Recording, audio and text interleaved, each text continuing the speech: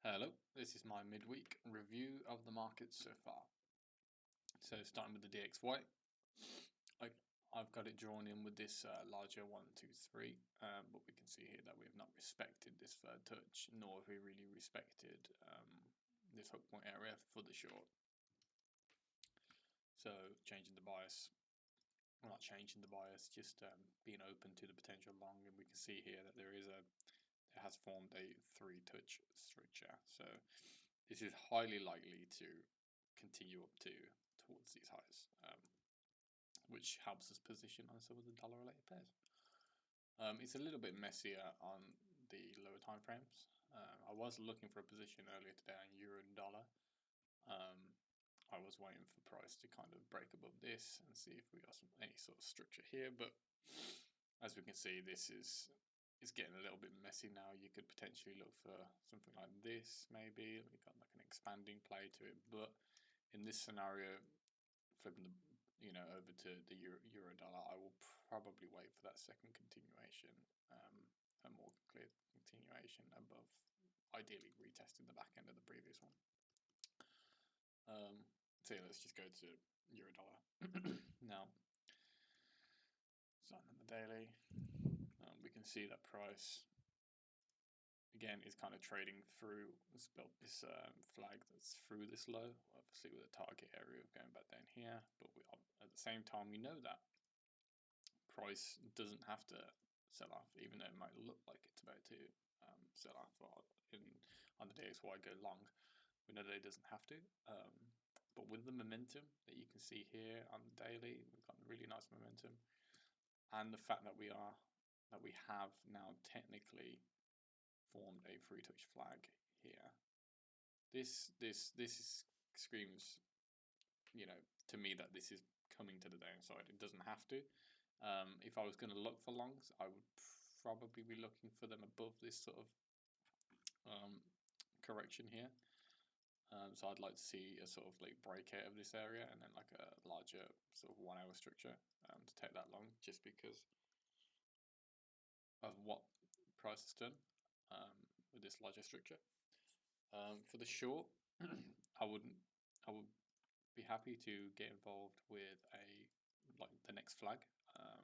So I kind of see this forming two sort of things, because obviously we didn't technically hit that third touch.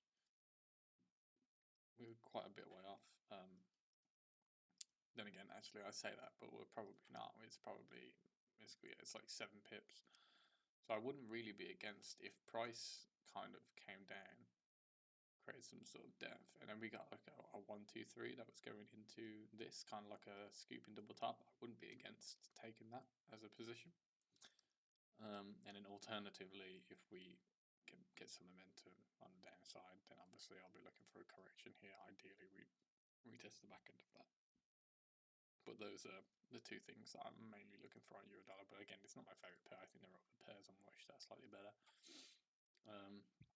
Kajin was one of them earlier, so I know that we've got this high up here, and it just looks like price is slowly gravitating towards that area. We've had this high, we broke that high, sold off, failed to form continuation to continue that sell off, broke that high, and is now has created this larger expanding continuation on which is you can see on the 4-hour. But we can see here that we haven't respected that third touch, and we are just continuing to move to the upside. So what I would do here is I would sort of draw in that low, because you've got your 1, you've got your 2, and then ideally we get some sort of corrective move down. You could take that as a risk entry, because you would have, again, not so much of a middle section to the structure, but you don't have to technically take this as a risk entry. You could take it as a reduce.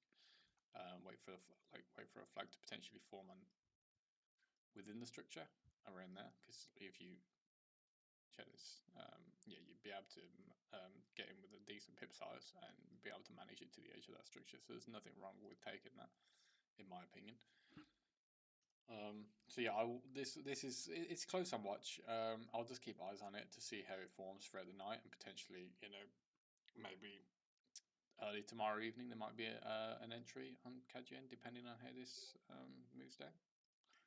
Kajen is now one of my favorites. It was highlighted to me today. So I was like, we got this high here. Yeah, we've got these near misses to that high, and this just looks like a larger 3-touch channel that is like, that is forming, and you can see you've got this really nice middle section. We've retested the back end of the slow. We've got a full daily retrace the day before, and like I said, like, yeah, this middle section is a very obvious 1, 2, 3 little break, push up. I was looking for an entry on it today. There wasn't an entry here. Well, technically there was. You could have taken the 2-touch, like so. Could have got involved there for a 20 pip stop, and you'd now be running about 3%. But obviously now price has moved away. It just looks like it's forming another flag, which is perfect. So what I'll be looking for here is that second bottom to come in, and then just look for that third touch. And then I'll be looking for a risk entry right there. Ideally getting maybe like an 18 pip start. That gives you plenty of room to manage it if you need to. Yeah, this is one of the favorites for tomorrow. So yeah, this is definitely on watch. Pound dollar, similar to pound CAD, one of my favorites. We can see price, full daily retrace. It's rejecting off this hook point here. Go down to the 4-hour. It's got the momentum. The only downside is obviously we are trading kind of below this structure, but if you get a risk entry within the structure, then you're absolutely fine because you can manage it to the edge of that structure. And realistically, usually when you get these sort of channels like this, they tend to, if it's going to pull back, it's probably going to reach the origin point of this correction. So if I go down to the 1-hour, you can very clearly see that we have the first touch there.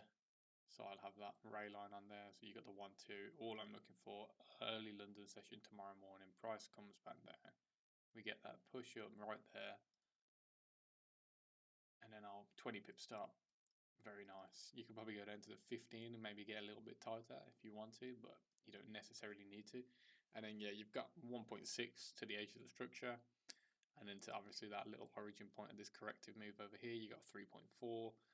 So easily manageable. And then obviously if we break out, then that is obviously our next inflection point for 7.5. And then the smaller target area, I guess, is almost 14%. So very nice position. Looks very good for tomorrow. Kiwi yen is an interesting one. So this has just been moving up quite correctively. You can see that it's kind of breaking these highs, selling off. You get that, we get the break, fails to sell off, comes back up, breaks this little high, sells off. And now we have created this high up here, which is a potential area to look for a short-term short, given the fact that we have this high over here, which is obviously like a super value area, if you want to call it that. So in terms of looking at this for tomorrow, the fact that this is moving up quite correctively and it's not very impulsive, but it's kind of, you can see it, you've got your first flag, second flag, potentially this is the third flag. If this comes up and then we get like a strong sort of 4-hour bearish rejection and then we get a 1-hour continuation, I wouldn't technically be against shorting that, especially if the flag is below the override of the structure. It's definitely a potential. It's just, I think this needs a little bit more time to play out, so it won't be high on watch tomorrow. Obviously there are better pairs at the moment. Dollar CAD, we have the near miss to that hook point, and then obviously we've got the slightly higher high just above, which is the better value area. Getting quite a nice daily close. Would have been a bit better if that wick, if there wasn't that wick there, which that's fine. 4-hour momentum looks quite nice. We're kind of trading through this high at the moment, which isn't the best. I think in terms of the size of this now, because you'd have to sort of look for something along the lines of that. which if you short something like that in and you go back to the 4 hour, I don't really think it's proportionate. You could take the position, but I just think if you've got pound CAD and you've got pound dollar on that watch, then you would favour the long on either of them over dollar CAD, in my opinion. Especially from a high time frame point of view as well. So yeah, that's dollar CAD. Aussie yen. Aussie yen I do like. It's kind of moved. It hasn't moved as high as Kiwi yen because obviously Kiwi yen is kind of. Oh no, sorry. It's moved higher than Kiwi yen because Kiwi yen hasn't hit the override yet. But Aussie yen has hit the override. But again, we have these higher highs, and there is a lot of momentum coming into this. But as we know, sometimes you just get 3 daily candles bullish, and then you get the aggressive retrace. So for me, I'm essentially just waiting to see if price just trickles, if we get sort of middle section and we come up and we get a little 1, 2, 3, that kind of lines up with this third touch, and that would be potentially lovely for a risk entry. But at the same time, I know we don't actually need to reach that third touch. We could just sell off through the night, get your correction, and then boom. As long as we're trading below that, ideally below that, or through at least, then you can enter this position for the short. Yeah. So that's kind of the two things that I would be looking for. Slightly higher risk. Looking for the risk entry here. I would deem this as a lower risk position just because you do have the structure. The structure's solid. It's got a middle section to it. And you're playing the first flag continuation off the override, so I don't think there's anything wrong with that. Aussie dollar, not my favorite dollar at the moment. Obviously, we've broken that low. We've had 2 quite impulsive daily candles, and now we're getting this high test. Still 2 hours to close, so obviously anything can happen. But this was looking beautiful for a short at the start of the week to play into the lows down here. But obviously we've moved higher. We do have this hook point here. Let me just measure from top to bottom. Yeah, we're almost there. If we just go by candle, so we have hit the 50% retrace. So we could just technically just kind of sell off from here. We don't actually need to reach this hook point. Ideally we do, because that's where I'll be looking for a potential entry. Either 2 ways. We get this larger 1, 2, 3 risk entry down there, or we just get the V shape that comes up, we break it, we get the push and the flag, and then we get short there. Those are the 2 short opportunities that I'm looking at. In terms of the long, I won't be looking for a long here. If we're going long, then I want to see a break of that hook point, a break above, and then a sort of 1 hour flag to retest that hook point. Then I'll be looking for the long, and that's Aussie dollar. Euro pound, I was looking at this earlier this week. I really like it because you've got this larger 1, 2, 3. You can see the middle section to the structure. We've got these highs to the left. If you go down to the 4 hour, you can kind of see that we've got this last hook point that price is just tagged into. Let me go back to the daily because you got that huge daily candle. Looks fantastic. It just hasn't really formed a flag yet that I've been willing to risk my capital on. You can kind of see that we've got this one here, and now we're kind of selling off. So I will be waiting for a sort of second continuation on this now, maybe a slightly larger continuation a little bit further down. So if we sell off and we like create a footprint there, and then we come back and get something like this, then yeah, 100% I'll be looking to short that with a risk entry there, to play that to the 90% rule of the structure. That's Euro pound. Euro yen, sorry. Euro yen, we are just steaming up. Ideally going to be reaching this super value area where we sold off very aggressively last time. Come back down to the 4 hour. You can see we obviously had that first value area. We haven't really respected that first value area. But we do have this expanding structure on at the moment, so it's not the worst position in the world. if I'm going to be looking at this, I want to see price drop and trading below this little low.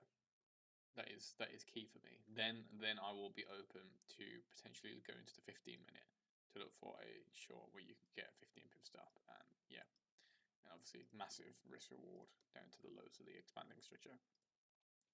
So that's euro yen.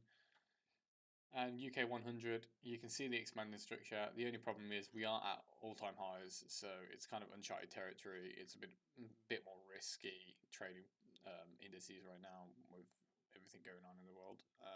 But you can see the daily. If we do close like this, it's a nice bearish high test. It's good signs that we could be getting an early sell-off.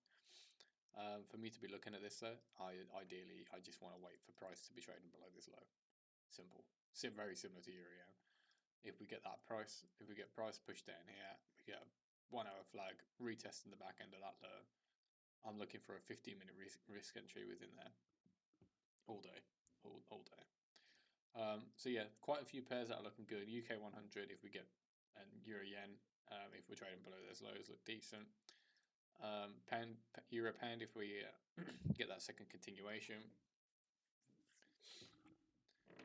Aussie yen if we get the push down and we're trading below the lows, could be very nice, or a potential ending structure into the expanding again could be quite nice. Dollar CAD, it would be more of a second continuation. I'm not really a fan of how this is playing out, especially since the impulse was just one 15-minute candle. Kiwi yen, I will leave that for now because it just needs a little bit more time. Pound dollar, by far one of my favorites, and pound CAD. Those two are the two that I'll be checking out tomorrow very closely. Yeah, and that's it. Thank you.